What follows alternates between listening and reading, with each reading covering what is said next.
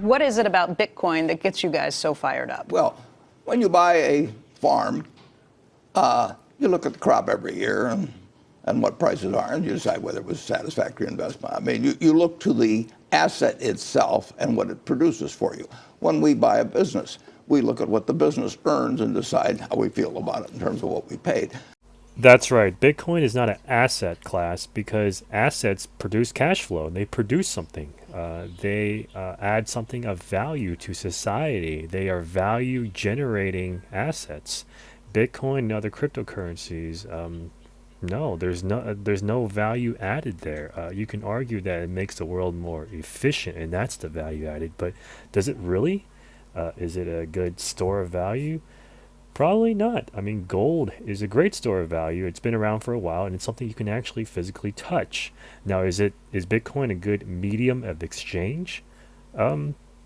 Sure, but it has a lot of energy costs associated with it, right? It costs a lot of money to mine Bitcoins and to verify transactions.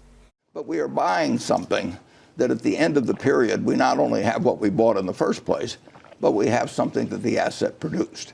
And when you buy non-productive assets, all you're counting on is whether the next person is going to pay you more because they're even more excited about another next person coming along. That's right. Assets that don't produce cash flow and don't produce anything of value to society are nothing but speculative vehicles. That's gambling. This is not investing, guys.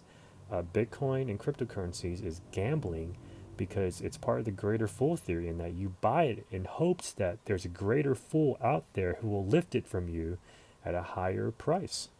But the asset itself is creating nothing. One of the interesting things, for example, is gold. If you go back to the time of Christ and you look at how many hours of labor you had to give up in order to buy an ounce of gold, and you take it forward to now, you'll find the compound rate maybe 1/10 or 2/10 of 1%. And then you have to insure it during that time and make sure somebody doesn't steal it from you and everything. But it doesn't produce anything. Yeah, even though it doesn't produce anything, it is still a good store of value. It's a good store of work and the labor that you've put in because it is a relatively expensive object compared to how big it is, right? And we need a store of value because say you're a farmer who is into harvesting rice after an entire season, you have all this rice lying around, you sell it for a little bit of money and you keep some of that in physical cash for liquidity purposes and the rest you store it in a shiny yellow piece of rock. And it's deregulated as well because there's not a government, it's not sovereign to any nation. Gold is accepted everywhere in the world. There's not a governing body around gold. It's certainly not a nation's exclusive currency. And productive assets, you can pay too much for a productive asset. But I bought a farm in the 1980s, and every year we look at how much it produced the way of soybeans and corn.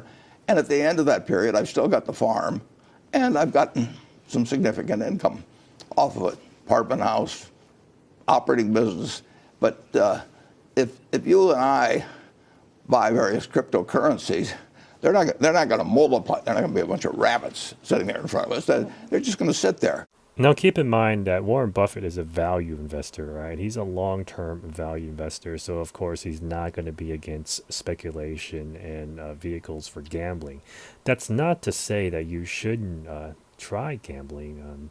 There could be some decent payoffs if you're at the right place at the right time, but the rule of thumb is you shouldn't allocate more than, say, 5% of your net worth to any kind of speculation or gambling.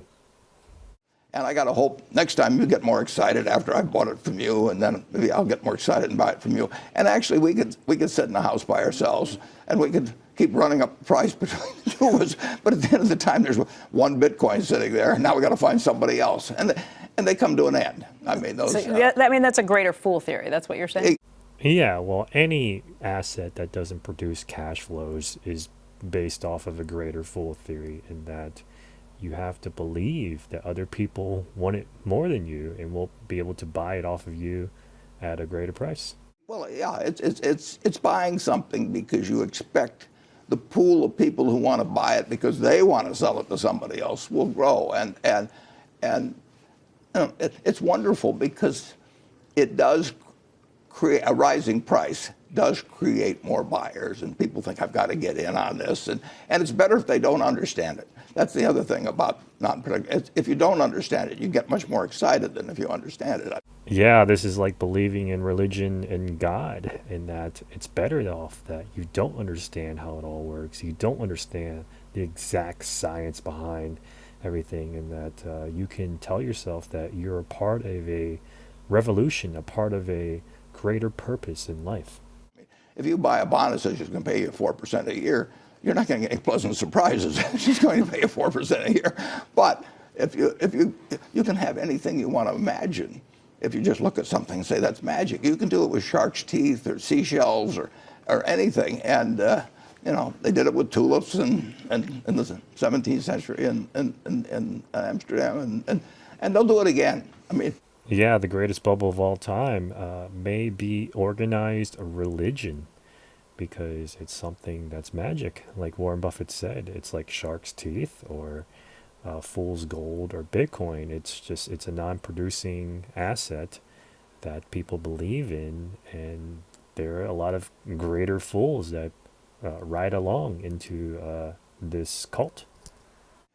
People, they like to speculate. They like to gamble. And if you can get something, particularly if you have something half plausible going on. There he said it, the dirty truth. People like speculating and gambling because it's human nature. Okay, we all want to win without putting in the work.